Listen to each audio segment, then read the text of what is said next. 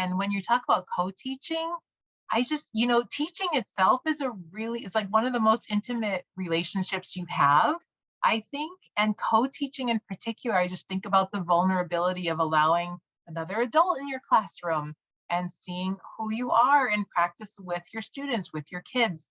That's a pretty intimate relationship. And I think if we're going to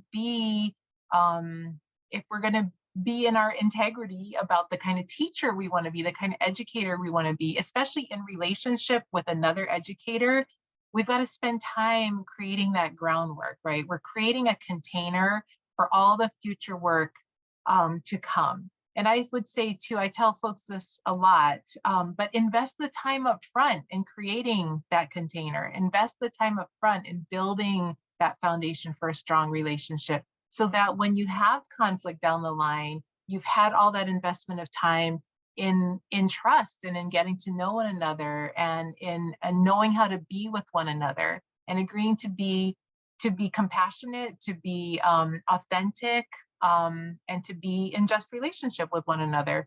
And, it's also teaching you how to be with me, and hearing from you how you want me to be with you. Like, those are all the components of being in a good trusting relationship with someone. And I just think, like, when you're talking about co-teaching, it's so essential. Like, it doesn't happen, it cannot happen without that kind of foundation.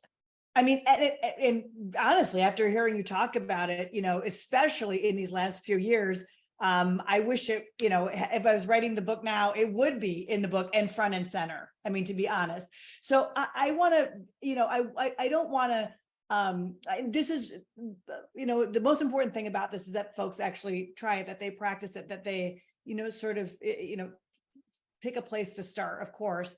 But so I want folks to be able to talk about it and to go there. But before we leave them to it, Eileen, I did want to have a more specific way to talk about, okay, you've definitely made the case to me, why co-teachers.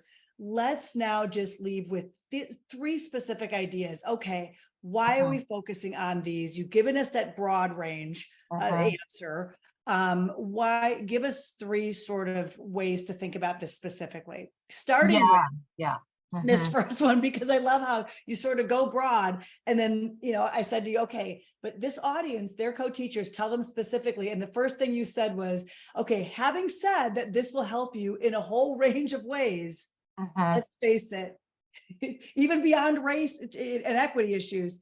And your first thing you said was, right, but face it, with your co-teacher, some conversations you need to have, in fact, maybe many, be about equity and inclusion in some. Absolutely. I mean, like, let's just honor where this whole concept came from, the Courageous Conversations About Race.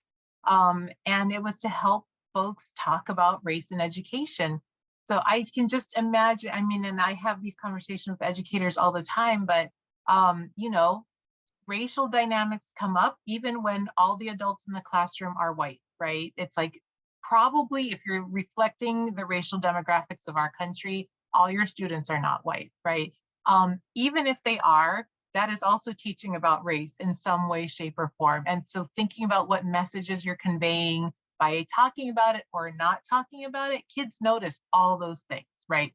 So that's the first thing. Like, you're always teaching about race just by the environment you're in. Within the context of co-teaching, I just think about, like, all those things that happen that we know happen. There are so many predictable patterns in education. Who's getting referred into special ed disproportionately? Who's getting referred into discipline disproportionately? Who's not getting referred into advanced placement and college prep tracks, right? The number one referral for disciplinary action in this country is for defiance. Who's deciding what's defiance and what's leadership and what's spunk and what's creativity, right? All of those things can have a racial component to them. And being able to reflect on that for ourselves and being able to talk to the other adults in the room and talk to the kids about them are really important. The last thing I will say about this is that kids are really hungry for these conversations. Kids are noticing. And when I talk with young people, one of the things that they will say is that they wish they had adults around who could help them with some of these questions. They're noticing